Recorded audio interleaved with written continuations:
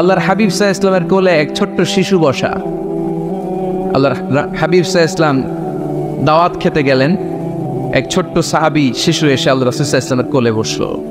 খাবার দেয়া হলে ছোট্ট মানুষ বা হাত দিয়ে খাবার এইটা ধরে ওইটা ধরে ওইটা ধরে, আছে না এরকম? বাচ্চারা দেখবেন খেতে পারবে এতটুকু, নষ্ট করে এতগুলো, এইটা ধরে ওইটা নেয় ওইটা ফালায়। তো আল্লাহ রাসূল সাল্লাল্লাহু আলাইহি ওয়াসাল্লামের কোলে বসে ওই সাহাবা বা হাত দিয়ে এটা টানে ওইটা টানে এইটা ফালায়। আল্লাহ রাসূল সাল্লাল্লাহু আলাইহি ওয়াসাল্লাম বললেন, ইয়া গোলাম, এই পিচ্ছি, এই বাচ্চা, সাম্মিল্লাহ, তুমি যে হাত দিয়ে খাবার টানতেছো বিসমিল্লাহ বলছো, আগে বিসমিল্লাহ বলো। কুল বিয়ামিনিক, ডান হাতে খাও, বিসমিল্লাহ বলো। কুল বিয়ামিনিক, ডান হাতে খাও। ওয়া কুল মিম্মা ইয়ালিক, তোমার সামনে যেটা আছে ওইটা খাও। এরকম টানা নিচড়ে করো। ওই সাহাবী বলেন, এই যে তিনটা কথা, তিনটা গাইডলাইন আল্লাহর হাবিব সাল্লাল্লাহু আলাইহি ওয়াসাল্লাম খাওয়ার আগে আমাকে দিয়েছিলেন, আমি মরার আগ পর্যন্ত এই গাইডলাইনের বাইরে কোনোদিন খাই নাই, সবসময় এভাবে। তো বাচ্চাদেরকে শিখাবে যে বিসমিল্লাহ বলো, ডান হাতে খাও, সামনে যেটা আছে ওইটা খাও। একবার আল্লাহ রাসূল সাল্লাল্লাহু আলাইহি ওয়াসাল্লামের প্রিয় দৌহিত্র মানে নাতি হাসান রাদিয়াল্লাহু তাআলা আনহু, আল্লাহ রাসূল সাল্লাল্লাহু আলাইহি ওয়াসাল্লাম খুব ভালোবাসতেন হাসান রাদিয়াল্লাহু তাআলা আনহুকে এবং হুসাইন রাদিয়াল্লাহু তাআলা আনহুমা, এই দুইজনকে। ওনারা দুই ভাই আল্লাহ রাসূল সাল্লাল্লাহু আলাইহি ওয়াসাল্লামের পিঠে উঠে আল্লাহ রাসূল সাল্লাল্লাহু আলাইহি ওয়াসাল্লামের ঘোড়া বানিয়ে খেলতো। সুবহানাল্লাহ বলবেন না? ঘোড়া হতো আল্লাহর রাসূল, ঘোড়া হতো কে? আর ঘোড় সওয়ার হতেন হাসান আর হুসাইন। আল্লাহ রাসূল সাল্লাল্লাহু আলাইহি ওয়াসাল্লাম বাবরি চুল রাখতেন, লম্বা চুল। ঘোড়ার ঘাড়ে যেমনি রশি থাকে, হাসান হুসাইন রাসূল সাল্লাল্লাহু আলাইহি ওয়াসাল্লামের চুলগুলোরে ধরে টেনে টেনে এরকম ঘোড়া ঘোড়া খেলতেন। সুবহানাল্লাহ বললেন না? তো হাসান রাদিয়াল্লাহু তাআলা আনহু একবার যাকাতের খেজুরের স্তূপ ছিল, উনি যে ছোট্ট মানুষ, খাবার দেখলেই তো ছোট্ট বাচ্চারা খেতে আরম্ভ করে, এটা কি নিজের খাবার হালাল না হারাম এগুলো তো খেয়াল করে না। তো হাসান রাদিয়াল্লাহু তাআলা আনহু যাকাতের খেজুর নিয়ে খেতে আরম্ভ করলেন। আল্লাহ রাসূল সাল্লাল্লাহু আলাইহি ওয়াসাল্লাম এসে ওনার গলায় চেপে ধরলেন, চেপে জোর করে মুখ থেকে টেনে খেজুর বের করলেন আর বললেন, ইন্না লা নাকুলু সাদাকা। হাসান, তুমি জানো না আমরা হাশিমি খানদানের লোক, আমরা আলে মুহাম্মদ, আমার বংশের কেউ কোনোদিন তার গলা দিয়ে যাকাতের কোনো সম্পদ ঢোকাতে পারবে না। খবরদার হাসান, খবরদার দাতি, ফেলে দাও। হাদিসে এসেছে কিখ কিখ, মানে আমরা যেটা ওয়াক ওয়াক বলি, গলার ভিতরে গেলে ওয়াক ওয়াক বলে থুতু ফেলি, রাসূল সাল্লাল্লাহু আলাইহি ওয়াসাল্লাম কিখ কিখ বলে গলায় চেপে মুখ থেকে টেনে সেই খেজুরটা বের করেছে। বলেছেন, হাসান আমরা যাকাতের সাদাকার খেজুর খাই না, খবরদার হাসান, কখনো যাকাতের খেজুর খাবে না। সুবহানাল্লাহ পড়ো। তো এইভাবে আল্লাহ রাসূল সাল্লাল্লাহু আলাইহি ওয়াসাল্লাম আমাদেরকে শিখিয়েছেন, অন্যায় দেখলে, ভুল দেখলে এটা বলতে হবে, কারণ সাকিতু আনিল হাক্কি শাইতানুন আখরাস, অন্যায় দেখে যে চুপ থাকে ওটা মুমিন নয়, ওটা বোবা শয়তান। চিল্লায় বলেন ঠিক কি না? অন্যায় দেখলে রুখে দাঁড়ান, গর্জে উঠুন। আপনার আপন বোনের বয়সের একটা মেয়েকে কিছু বখাটে ছেলেরা টিস করতেছে, আপনি দেখে চলে যান কেন? দাঁড়ান, আপনি জিজ্ঞেস করুন কি হয়েছে, মেয়েটাকে তোমরা ডিস্টার্ব করো কেন? আপনি দাঁড়ালে আরো কয়েকজন এসে দাঁড়াবে, ঠিক কি না? কিন্তু একজনকে তো দাঁড়াইতে হবে, দাঁড়ানোর দরকার আছে না নাই? মনে রাখবেন, আধারে ভয় পেও না, আলো আছে আড়ালে, অন্ধকার পালিয়ে যাবে তুমি উঠে দাঁড়ালে। দাঁড়াতে হবে আপনাকে। অন্যায় রুখে দেন, অসঙ্গতি রুখে দেন, প্রতিবাদ করেন। সামাজিক যত ধরনের অন্যায় আছে, যৌতুক, সুদ, ঘুষ, দুর্নীতি, রুখে দেন। আমরা এগুলোর বিরুদ্ধে। আমরা দুর্নীতির পক্ষে না বিপক্ষে? সুদের পক্ষে না বিপক্ষে? যৌতুকের পক্ষে না বিপক্ষে?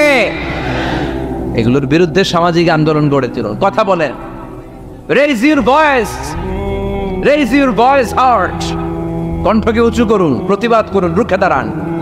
আপনি দাঁড়ালে সোজা থাকবে বাংলাদেশ, আপনি বসে গেলে পথ হারাবে বাংলাদেশ। এজন্য সামাজিক অন্যায়কে রুখে দিতে হবে। আল্লাহর হাবিব সাল্লাল্লাহু আলাইহি ওয়াসাল্লাম যত জায়গায় সামাজিক অসঙ্গতি দেখেছেন ধরে ধরে ঠিক করেছেন। কারো ভুল নাম দেখলে তিনি চেঞ্জ করে দিতেন। মক্কা থেকে মদিনায় যখন আল্লাহ রাসূল সাল্লাল্লাহু আলাইহি ওয়াসাল্লাম গেলেন, মদিনার আগের নাম ছিল ইয়াসরিব। মদিনার আগের নাম কি ছিল? ইয়াসরিব। ইয়াসরিব শব্দের অর্থ to take revenge from someone, প্রতিশোধ নেয়া। আল্লাহর হাবিব সাল্লাল্লাহু আলাইহি ওয়াসাল্লাম বলেন, আমি রাহমাতাল লিল আলামিন, আমি দয়ার নবী, মায়ার নবী, আর আমি যেই শহরে আসবো এই শহরের নাম প্রতিশোধের শহর। নেভার, কখনো হতে পারে না।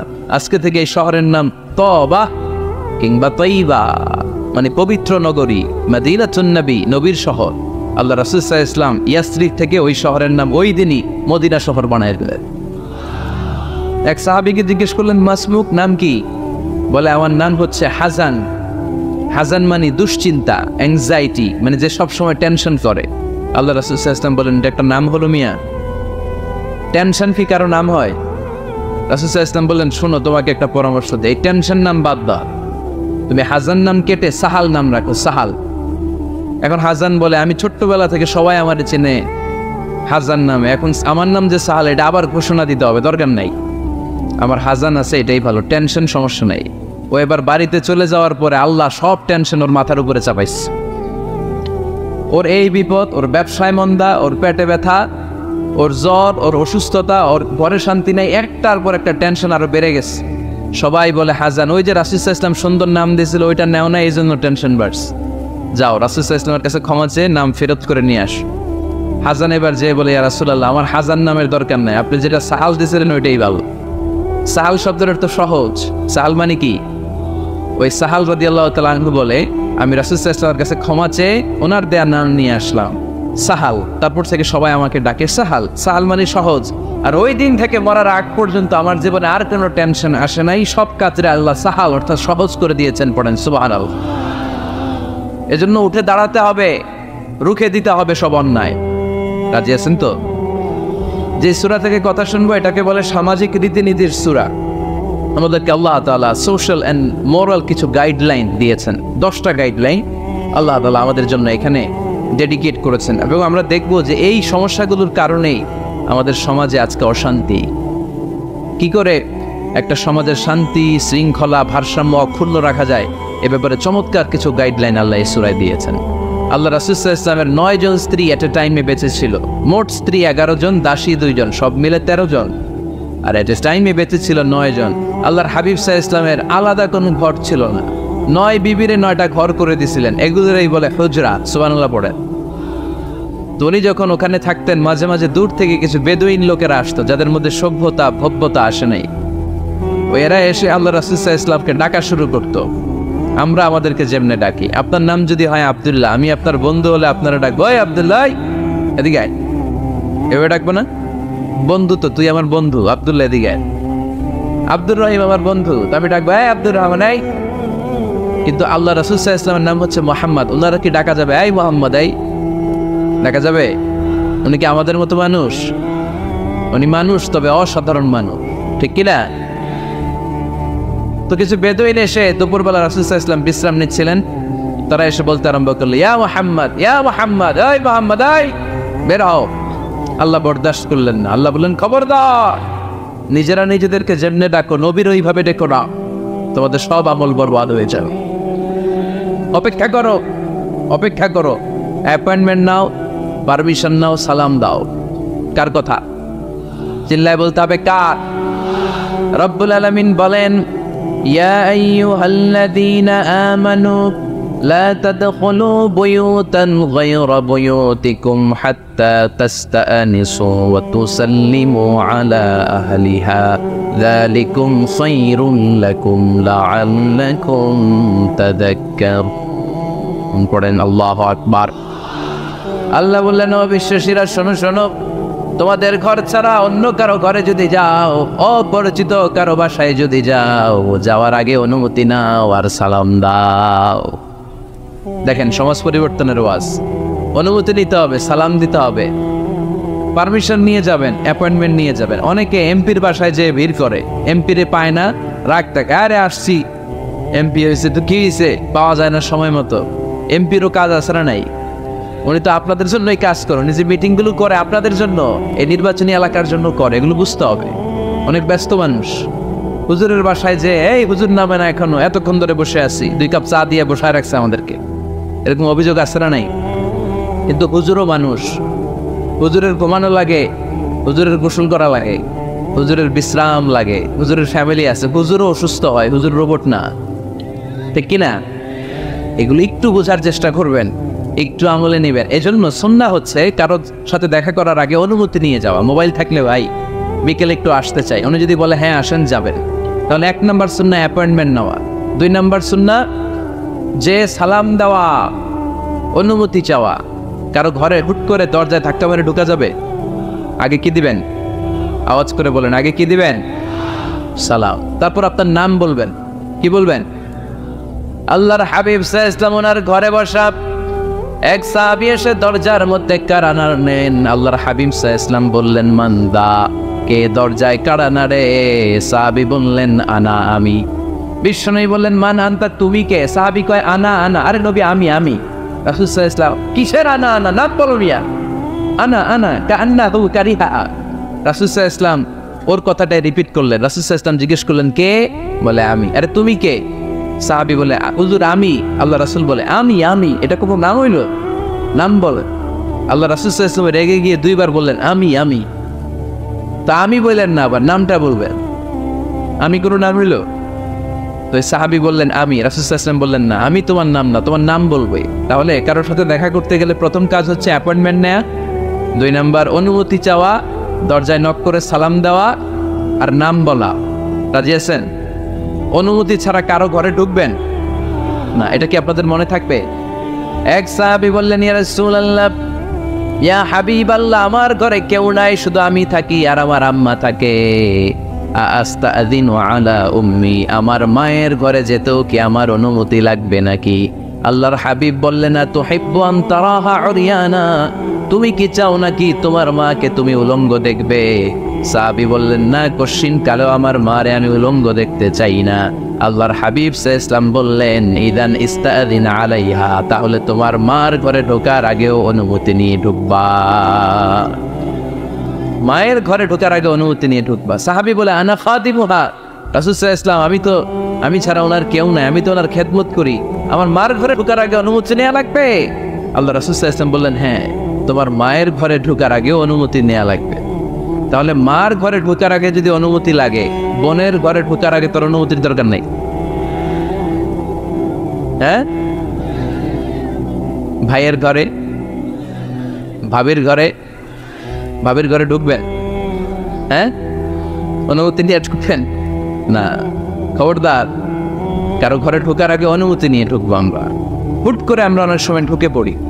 সে হয়তো বিশ্রাম নিচ্ছে, অল্প কাপড় পরে শোয়া, বা বিছানায় এমন ভাবে পড়ে আছে, ওই অবস্থায় সে কারোর সাথে দেখা করতে চাচ্ছে না। ওই অবস্থায় হুট করে ঢোকা যাবে? নক করেন, সালাম দেন, নাম বলেন, পারমিশন চান। এই সময়ের মধ্যে সে নিজেকে গুছিয়ে প্রিপেয়ার্ড হবে, আপনার সামনে আসার উপযোগী করে নেবে নিজেকে। ঠিক কি না? দিস ইজ ইসলাম। আওয়াজ করে বলেন, দিস ইজ ইসলাম। এটাই ইসলাম। শুধু লম্বা দাড়ি রাখাই ইসলাম না, শুধু নামাজ পড়তে পড়তে কপালে দাগ ফেলানো ইসলাম না। কারো ঘরে ঢোকার আগে অনুমতি নিয়ে যাওয়ার নাম ইসলাম। কথা বুঝতে পেরেছেন? তাহলে কারো ঘরে ঢোকার আগে পারমিশন নিব, সালাম দিব। হুট করে আজ থেকে কারো ঘরে ঢুকবো না। ইনশাল্লাহ পড়বেন না? রব্বুল আলামিন এই সূরাটা শুরু করলেন ঈমানদারদেরকে ডেকে। এই সূরার মধ্যে রব্বুল আলামিন 5 বার ঈমানদারদেরকে ডাক দিয়েছেন, আর একবার গোটা বিশ্বের সব মানুষদেরকে ডাক দিয়েছেন। পড়েন সুবহানাল্লাহ। আল্লাহ বললেন, ইয়া আইয়ুহাল্লাযীনা আমানু লা তুকদ্দিমু বাইনা ইয়াদাইল্লাহি ওয়া রাসূলিহি ওয়াত্তাকুল্লাহ ইন্নাল্লাহা সামিউন আলীম। আল্লাহ বললেন, ও বিশ্বাসীরা শোনো, প্রথম গাইডলাইন, এই সমাজে যদি শান্তি চাও, সমাজটারে যদি সুন্দর বানাতে চাও, আল্লাহর রাসূলের বিধানের উপরে কোনো কথা বলো না। আল্লাহর রাসূল যেই বিধান দিয়েছেন ওই বিধানটাই ফাইনাল। আল্লাহর রাসূল যা বলছে ওইটা ফাইনাল না আমার যা মন চায় ওইটা ফাইনাল? কারটা ফাইনাল? আল্লাহর রাসূলেরটা ফাইনাল। কোন বিশ্বাসী নারী, কোন বিশ্বাসী পুরুষ আল্লাহর বিধান চলে আসার পরে মন গড়া কোনো কাজ করতে পারে নাকি? মুমিন নারী পুরুষ সব সময় ওই বিধান পালন করে যেই বিধানটা আমাদের জন্য ফরজ করেছে কে? আল্লাহর রাসূল যা বলেছে এটাই ফাইনাল। খবরদার, আল্লাহ এবং আল্লাহর রাসূলের দেয়া কোনো বিধানকে টপকে যেও না। Don't try to be over smart. বেশি স্মার্ট হতে যেও না। যতটুকু ইসলাম দিয়েছে ওইটার মধ্যেই থাকো। ইসলামের চেয়ে বেশি স্মার্ট কোনো কিছু হতে পারে? ইসলামের চাইতে কোনো কিছু বেশি মডার্ন হতে পারে? আল্লাহর দেয়া, আল্লাহর রাসূলের দেয়া কোনো আইনের চেয়ে কোনো স্মার্ট আইন পৃথিবীবাসী বানাতে পারে? এজন্য আল্লাহ বললেন ওয়ামা কানা লিমুমিনিন ওয়ালা মুমিনাতিন ইযা কাদাল্লাহু ওয়া রাসূলুহু আমরান আন ইয়াকুনা লাহুমুল খিয়ারাতু মিন আমরিহিম। আল্লাহ আল্লাহ রাসূলের বিধান যখন জানা হয়ে যায়, কোনো মুমিন বান্দা বান্দি তাদের আর নিজেদের পক্ষ থেকে কোনো অপশন থাকে না, কোনো চয়েস নাই। আমার আল্লাহ বলেছে 5 ওয়াক্ত নামাজ জামাতের সাথে পড়ো, এর উপর আমাদের কোনো কথা আছে নাকি? আল্লাহ নারীদেরকে বললেন হিজাব পরে রাস্তায় বের হও, এর উপরে কোনো কথা আছে নাকি? আল্লাহ বললেন সমাজের ফিনান্সিয়াল ট্রানজ্যাকশন গুলো ব্যবসার মাধ্যমে হবে, কোনো সুদের কারবার চলবে না, এর উপরে মুমিনদের কোনো কথা আছে নাকি? আল্লাহ রাসূল যেটা বলেছে ওইটাই ফাইনাল, ওইটাই সবচেয়ে শ্রেষ্ঠ। খেয়াল রাখবেন, এর চেয়ে বেশি শ্রেষ্ঠ হতে পারে? এক সাহাবী বললেন আমি সারা রাত তাহাজ্জুদ পড়ব, ঘুমাবো না। এক সাহাবী বলল আমি আর স্ত্রীদের কাছে যাব না। আরেক সাহাবী বলল সারা বছর আমি রোজা রাখবো, আমি কোনোদিন রোজা ভাঙবো না। আল্লাহ রাসূল সাল্লাল্লাহু আলাইহি ওয়াসাল্লাম রেগে গেলেন, কারণ আল্লাহ রাসূল সাল্লাল্লাহু আলাইহি ওয়াসাল্লাম কি এগুলো শিখাইছেন আমাদেরকে? সারা রাত তাহাজ্জুদ এগুলো শিখাইছে? সারা বছর রোজা শিখাইছে? স্ত্রীদের থেকে আলাদা দূরে দূরে থাকা এগুলো শিখাইছে? রাসূল সাল্লাল্লাহু আলাইহি ওয়াসাল্লাম রেগে গেলেন। দেখেন what a check and balance, ইসলাম কতটা ভারসাম্যপূর্ণ জীবন ব্যবস্থা। আল্লাহ রাসূল সাল্লাল্লাহু আলাইহি ওয়াসাল্লাম ডেকে বলেন কার এত সাহস যে বলেছে সারা রাত তাহাজ্জুদ পড়বে? কই, আমি নবী তো সারা রাত তাহাজ্জুদ পড়ি না, আমি নবী তো তাহাজ্জুদও পড়ি আবার ঘুমাই, তো আমি ঘুমাইয়া আল্লাহর এত বড় প্রিয় বান্দা হতে পারি, তোমার সমস্যা কোথায়?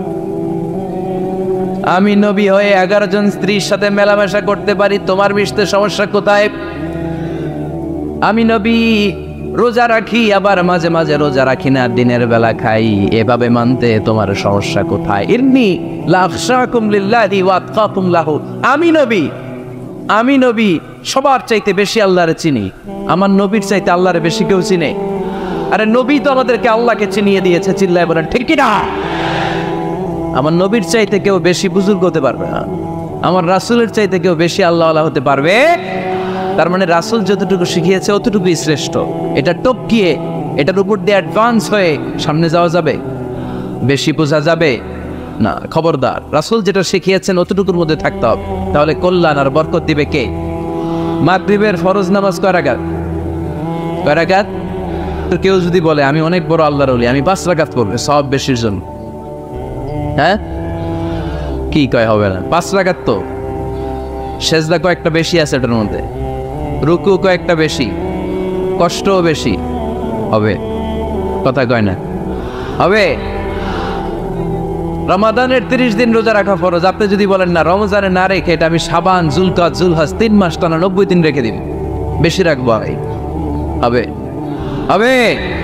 কারণ বেশি বুঝছে। কারণ কি? আল্লাহ রাসূলের চাইতে বেশি বোঝা যাবে, আল্লাহ রাসূলের চাইতে বেশি বুজুর্গ সাজা যাবে।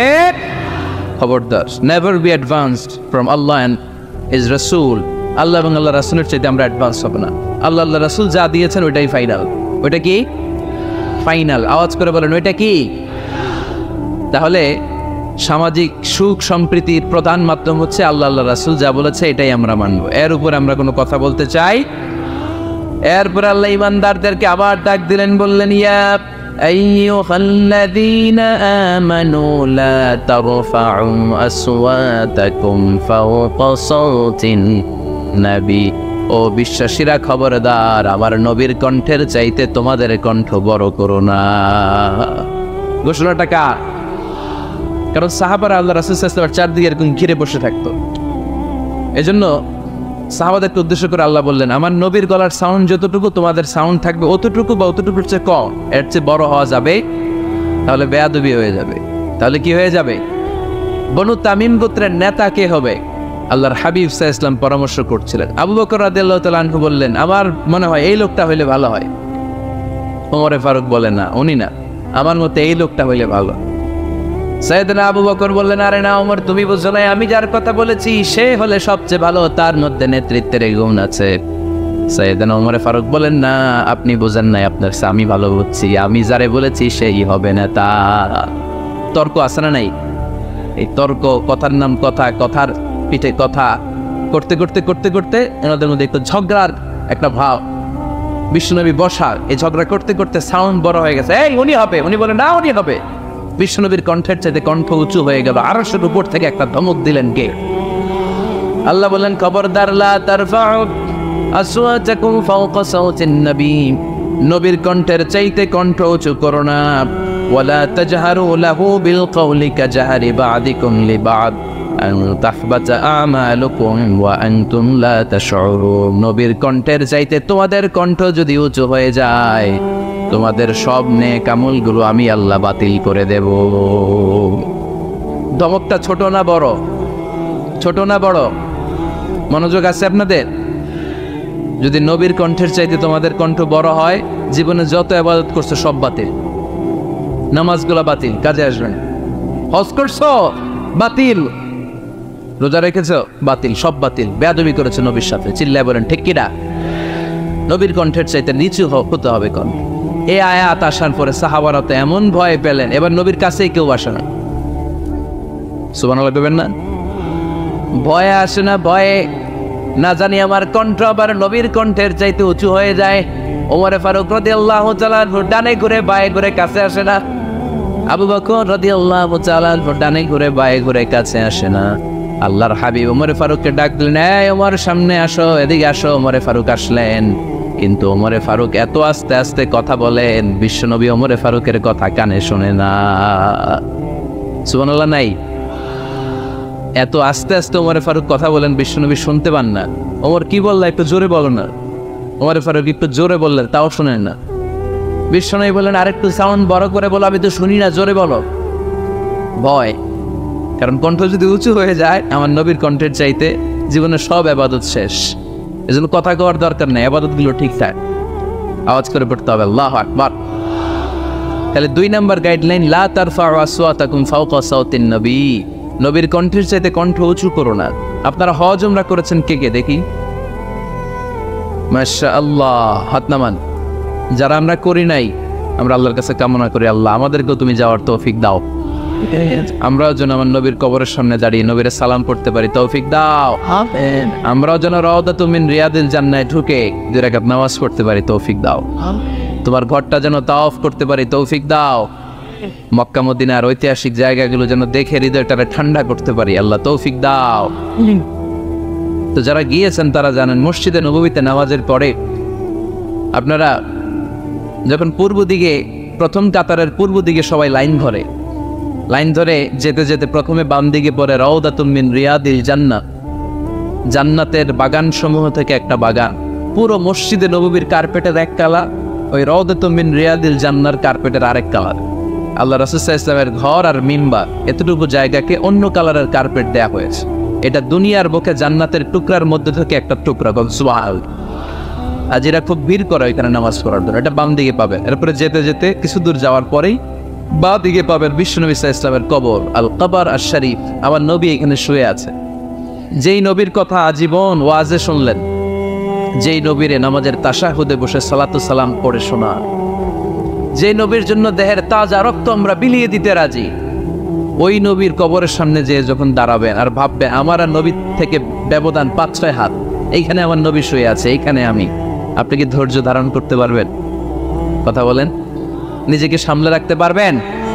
আমার নবীর কোন উম্মত প্রথম যখন উমরা করতে যায়, হজ করতে যায়, নবীর কবরের সামনে দাঁড়িয়ে নিজেকে সামলে রাখতে পারে না, চিৎকার দিয়ে কান্না আসে, চোখ দিয়ে ধা ধা করে অশ্রু ঝরে। যেই নবীর ভালোবাসা আমার হৃদয়ের মধ্যখানে, আমার নবী নাকি শোয়া আছে এই জায়গায়, এই জায়গায় আমার নবী শোয়া। সহ্য হয় না, বুক ফেটে চিৎকার আসে, কিন্তু চিৎকার দেয়া যায় না। কারণ যে আয়াতের তাফসীর আপনাদেরকে শোনাচ্ছি, এই আয়াতটা বিশ্বনবীর কবরের উপরে লেখা।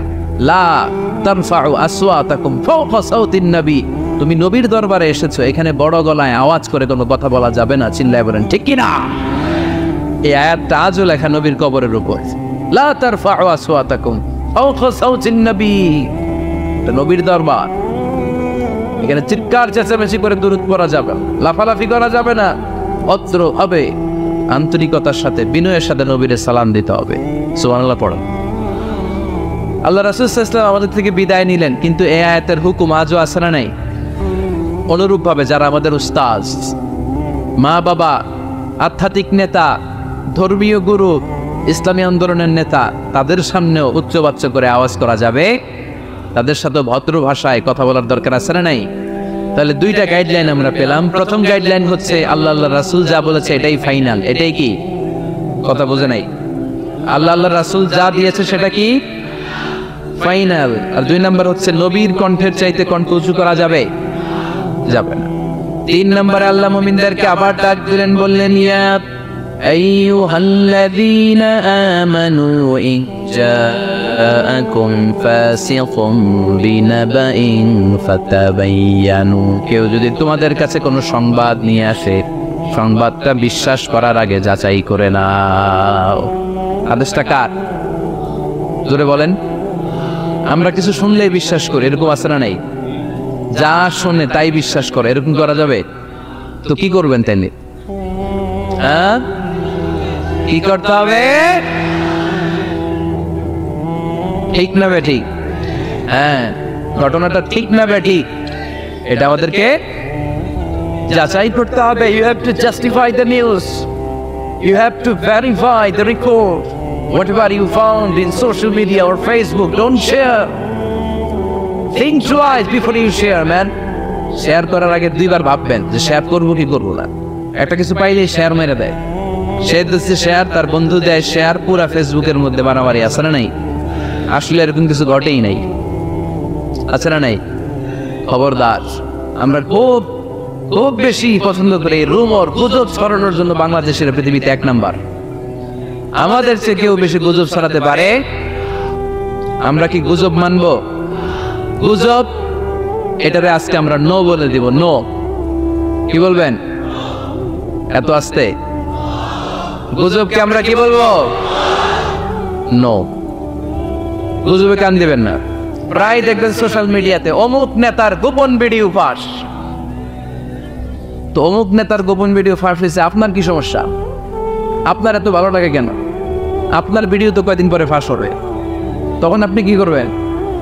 এই সমস্ত আজে বাজে কাজে যাবেন না। অমুক নেতার কি ফাঁস হয়েছে, কি গোপন ভিডিও, কি স্ক্যান্ডাল, এগুলো নিয়ে কখনো মুমিনদের মাথা ব্যথা থাকতে পারে?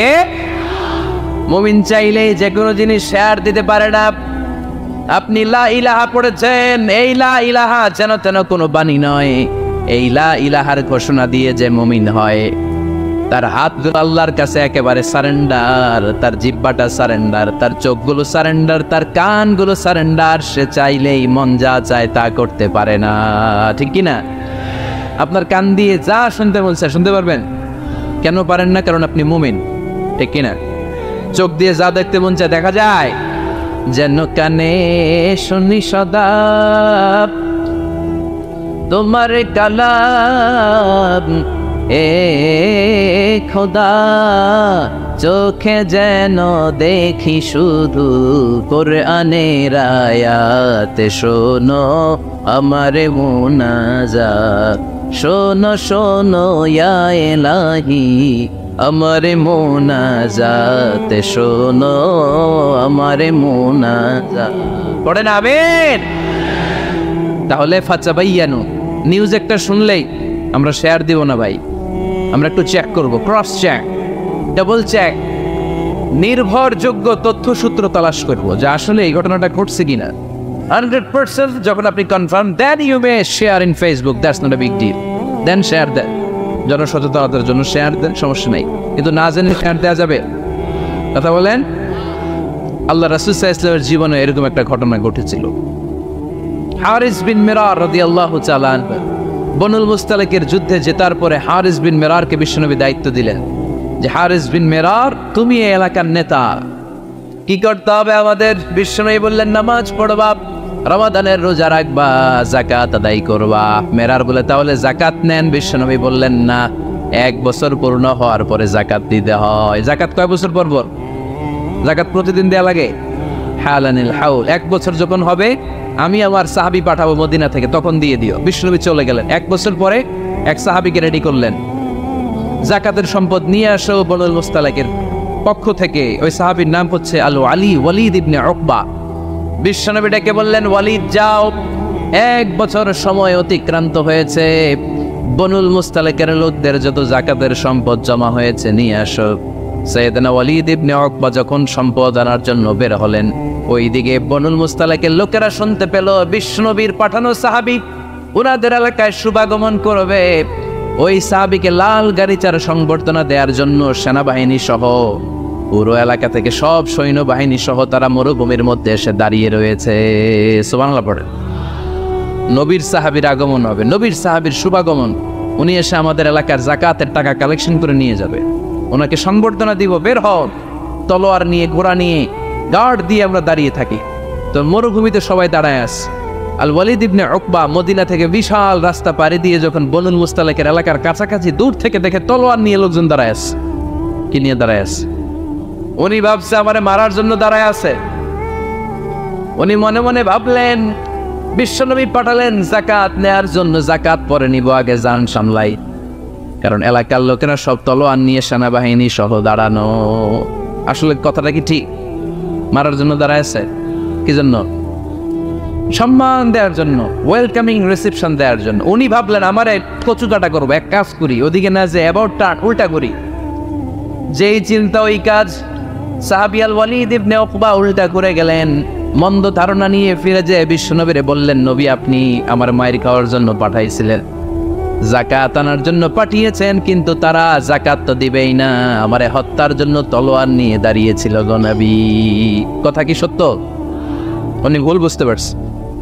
উনি ভুল বুঝেছেন, না বুঝে ভুল কথায় বিশ্বনবীর কাছে প্রচার করে দিলেন। আল্লাহর হাবিব সাল্লাল্লাহু আলাইহি ওয়াসাল্লাম সহজ সরল মনা নবী, সাহাবী তো আর মিথ্যা বলবেন না। বিশ্বনবী বিশ্বাস করলেন। বিশ্বাস করে খালিদ ইবনে ওয়ালিদের নেতৃত্বে 1000 সৈন্যের অভিযান পাঠালেন। বললেন যাও, যে দেখো ঘটনা কি, ঘটনা সত্য হলে অভিযান চালাও। আল্লাহ বলেন নবী অভিযান পরে চালায়, একটু থামেন। ফাতাবায়ানু ইন জাআতুম ফাসিকুম বিনাবাইন ফাতাবায়ানু। নবী ওয়ালিদ এসে আপনার কাছে দেই তথ্য প্রচার করেছে, তথ্যটা সঠিক নয়, আগে যাচাই করেন, তারপরে অ্যাকশনে যান। ঠিক কি না? আমরা ডাইরেক্ট অ্যাকশন মারি। আমরা কি করি? Action action, direct action. সত্য না মিথ্যা ধারধারি না। আল্লাহ বললেন নবী অভিযান চালাবেন না। ওয়ালিদ যেই কথা আপনারে বলেছে এই কথাটা সত্য নয়। আন তুসিবু কওমান বিজাহালাতিন ফাতুসবিহু আলা মা ফাআলতুম নাদিবিন। আপনি যদি ওই মুসলমানদের এলাকায় না জেনে অভিযান পাঠান, এই অভিযানে যদি কেউ মারা যায়, প্রত্যেকটা মৃত্যুর দায়ভার কিন্তু আপনার কাঁধেই বর্তাবে গো নবী। ঠিক কি না? এই যে আপনি চেক না করে, জাস্টিফাই না করে, নিশ্চিত না হয়ে ওয়ালিদের কথায় বিশ্বাস করেই বনুল মুস্তালিককে অ্যাটাক করার জন্য 1000 সৈন্যবাহিনী পাঠালেন। ওরা যদি আক্রমণ করতো, কেউ যদি মারা যেত, এই দায়ভার কার? আমার নবীর। ঠিক কিনা? নবীকে শিখানোর মাধ্যমে আল্লাহ তাআলা গোটা উম্মতকে শিখাই দিলেন, ইন জাআতুম ফাসিকুম বিনাবাইন ফাতাবায়ানু। কেউ যদি খবর নিয়ে আসে, শুনেই বিশ্বাস করো না, আগে যাচাই করো, আগে চেক করো, তারপরে বিশ্বাস করবা। ঠিক কিনা? তাহলে এখন থেকে একটা কিছু শুনলে বিশ্বাস করবেন। 4 নম্বরে আল্লাহ বললেন লা ইয়াসখার কওমুন মিন কওম। কেউ কাউরে ঠাট্টা করবো না আমরা, অবজ্ঞার সুরে কোনোদিন কাউরে কোনো কথা বলবো না। রাজি আছেন? সবাই রাজি? এরপরে 5 নম্বরে আল্লাহ বললেন ওয়ালা তালমিজু আনফুসাকুম। খবরদার তোমরা অন্যের দোষ খুঁজো না, দোষ খুঁজবা নিজেদের। কিন্তু সমাজে আমরা অন্যের দোষ খুঁজি কি খুঁজি না? 5 নম্বর ওয়ালা তালমিজু আনফুসাকুম, নেভার ডিসফেম ইচ আদার। একে অপরের দোষ খুঁজো না। আমাদের সমাজে কিছু লোক আছে নিজের দোষ দেখে না, খালি অন্যের দোষ দেখে। আছে না নাই? চায়ের দোকানে বসে বসে দেখবেন বলবে এই বাড়িতে এই সমস্যা, ওই বাড়িতে ওই সমস্যা, ওই বাড়িতে মারামারি, ওই বাড়িতে কাটাকাটি। তোর বাড়িতে কি সমস্যা ওইটা বল, তোমার বাড়িতে কি সমস্যা ওইটা বলো মিয়া। আছে না এরকম? এই হুজুর ভালো না, এই সমস্যা, ওই হুজুরও ভালো না, এই হুজুরও খারাপ, এই হুজুরের এই সমস্যা। তুমি হুজুরের কি সমস্যা? তুমি হুজুরের কি সমস্যা আগে জাতির কাছে ওইটা বলো। আগে নিজে ভালো হও, নিজে ভালো তো জগৎ ভালো। যেন খবরদার অন্যের দোষ খুঁজবেন না। এটা খুব বাজে একটা স্বভাব, খালি অন্যের দোষ খোঁজে। যে নিজে নিজের দোষ খুঁজতে পারে, যে নিজে নিজের সমালোচনা করতে পারে, সে সবচেয়ে বুদ্ধিমান। কারণ অন্য কি করছে এই ব্যাপারে আপনারা ধরবে আল্লাহ। কথা বলেন না কেন? আল্লাহ আপনাকে ধরবে আপনার কি সমস্যা, আপনি কি করলেন, শুধু ওই ব্যাপারেই আপনি জিজ্ঞাসিত হবেন। এজন্য আল্লাহ বললেন তাদের উপর আমার লানত, তাদের উপর ধ্বংস, যারা প্রকাশ্যে অপ্রকাশ্যে অন্যদের দোষ খুঁজে বেড়ায়, দোষ বলে বেড়ায়। এরকম আছে না নাই? আল্লাহ লানত দিয়ে বললেন ওয়াইলুল লিকুল্লি হুমাযাতিল লুমাযা। গোপনেও দোষ খোঁজে, প্রকাশ্যেও দোষ বলে, তাদের উপর আল্লাহ লানাত। হুমাসাতিল লুমাসা, এই লুমাসা শব্দ থেকে আল্লাহ এনেছেন ওয়ালা তালবিজু আনফুসাকুম, একে অপরের দোষ খোঁজো না, নিজের দোষ খোঁজো, সেই সবচেয়ে বুদ্ধিমান। তাহলে আমরা আত্মসমালোচনা করবে, কি করব? খেয়াল রাখবেন, সবচেয়ে খারাপ হচ্ছে সমালোচনা। সবচেয়ে খারাপ কি? তারপর কিছুটা ভালো যেটা, সেটা হচ্ছে আলোচনা। সেটা কি? আলোচনা। সবচেয়ে ভালো হচ্ছে আত্মসমালোচনা। সবচেয়ে ভালো কি? তাহলে তিনটা বললাম। এক হচ্ছে সমালোচনা, আমরা করব না, আমরা করব আলোচনা, আর সবচেয়ে বেশি করব আত্মসমালোচনা, সেলফ ক্রিটিসিজম। রাতে ঘুমানোর আগে একটু ভাববেন কি কি ভুল করলাম, কাকে কাকে কষ্ট দিলাম, কি কি অন্যায় আজকে আমার দ্বারা হলো, কালকের দিনটা যেন আবার আজকের দিনের চেয়ে ভালো হয়। নিজের সাথে নিজের এরকম বোঝাপড়ার দরকার আছে না নাই?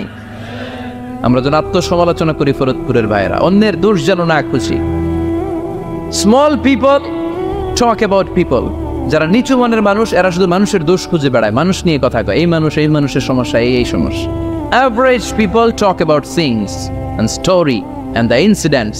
যারা মাঝারি মনের মানুষ তারা বিভিন্ন ঘটনা নিয়ে কথা বলে, বিভিন্ন বিষয় নিয়ে কথা বলে। আর গ্রেট পিপল, যারা মহামানুষ, দে টক অ্যাবাউট আইডিয়াস, তারা নতুন নতুন আইডিয়া নিয়ে কথা বলে। এই আইডিয়া সমাজে অ্যাপ্লাই করলে, ইমপ্লিমেন্ট করলে সমাজটা বদলে যাবে। এই আইডিয়া এখানে সেট করলে এখানে কল্যাণ হবে। বড় মনের মানুষরা আইডিয়া নিয়ে কথা বলে। এখন দ্য ডিসিশন ইজ ইয়োর্স, সিদ্ধান্ত আপনার। আপনি কি ছোট মনের মানুষ হবেন না বড় মনের মানুষ হবেন? অন্যরে নিয়ে আমার কোনো টেনশনের দরকার নেই। আমি জান্নাতি না জাহান্নামী, এই টেনশনে তো ঘুম আসে না আমার কি অবস্থা হবে আমি জানি না। আমি আরেকজনের দোষ খুঁজি, আমি আরেকজনের বদনাম বলি, আমি আরেকজনের পিছু লেগে থাকি। খবরদার, বিশ্বাসী বলে যারা দাবি করে তারা কখনো অন্যের পিছু লাগতে পারে। আল্লাহ বললেন ওয়ালা তাহিনু ওয়ালা তাহজানু ওয়া আনতুমুল আ'লাউনা ইন কুনতুম মুমিনিন। ভয় পেও না, চিন্তা করো না, আল্লাহর সাহায্য আছে না নাই? বিপদ যত বেশি আসে, পরীক্ষা যত বেশি আসে, বিজয়ের পতাকা পতপত করে উড়ার সময়টা কাছে আসতে থাকে, ঠিক কি না? আকাশে যখন ঘুটঘুটে বেশি অন্ধকার দেখা যায়, প্রচন্ড অন্ধকারে যখন আকাশ একেবারে ছেয়ে যায়, রাত্রি যখন গভীর হয়ে যায়, সুবহে সাদিকের আলো আসার সময়টা কাছে আসতে থাকে, ঠিক কি না? গর্ভবতী নারীর পেটের প্রসব বেদনা যত বেড়ে যায়, নতুন মেহমান দুনিয়াতে আসার সময় ঘনাতে থাকে, তেমনি ইমানদারের উপর আযাব গজব অত্যাচার যত বাড়তে থাকে, ইসলামের বিজয়ের সময়টাও কাছে আসতে থাকে।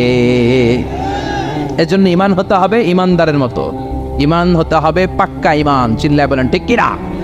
সে আল্লাহ বললেন قد أفلح المؤمنون الذين هم في صلاتهم خاشعون. Successful indeed are the believers. সফল হলো তারা, ঈমান এনেছে যারা। কার কথা? চিল্লায় বলেন। জিমে পড়ছেন? কষ্ট হচ্ছে? সফল হলো তারা, ঈমান এনেছে যারা। তবে শুধু ঈমানদার বলে হাত তুললেই হবে না, 7টা গুণ সেই ঈমানদারের ভেতরে থাকার দরকার আছে না নাই? 1 নম্বর গুণ আমরা শুরু করছি, কানগুলো খরগোশের মতো খাড়া করে শুনেন। শুনতেছেন? আল্লাহ বললেন আল্লাযীনা হুম ফি সালাতিহিম খাশিউন। ঈমানদারেরা যখন নামাজের মুসল্লায় দাঁড়ায়, দিন দুনিয়ার হুঁশ তাদের থাকে না, তাদের অন্তরটা চলে যায় আল্লাহর আরশের দিকে, ঠিক কি না? বিশ্বনবী বলতেন আনতা আবুদাল্লাহা কান্নাকা তারাহু, এমন ভাবে নামাজ পড়ো যেন তুমি আল্লাহরে দেখছো। ফা ইন লাম তাকুন তারাহু ফা ইন্নাহু ইয়ারাক। এটা যদি মনে করতে কষ্ট হয়, অন্তত এটা ভাবো যে আল্লাহ তোমায় দেখছে, ঠিক কি না? নামাজে যখন দাঁড়াবেন ভাববেন আমি আল্লাহরে দেখতেছি। এটা ভাবা অনেক কঠিন, এটা জানার জন্য লোকেরা পারে না। যদি না পারেন তাহলে অন্তত এটা ভাবেন যে আল্লাহ আপনারে দেখতেছে। আল্লাহ ইজ ওয়াচিং মি, আল্লাহ আমাকে দেখছে। তো আমি আল্লাহরে দেখতেছি আর আল্লাহ আমারে দেখতেছে। সুফিরা এটারে 2টা ক্লাস করছে, একটার নাম দিছে মুশাহাদা আর একটার নাম দিছে মুরাকাবা। মুশাহাদা মানে আমি নিজে দেখি, আর মুরাকাবা মানে আমি দেখি না, আমারে দেখে কে? কেউ যেটা দেখে না দেখে কে? কেউ যেটা শোনে না শোনে কে?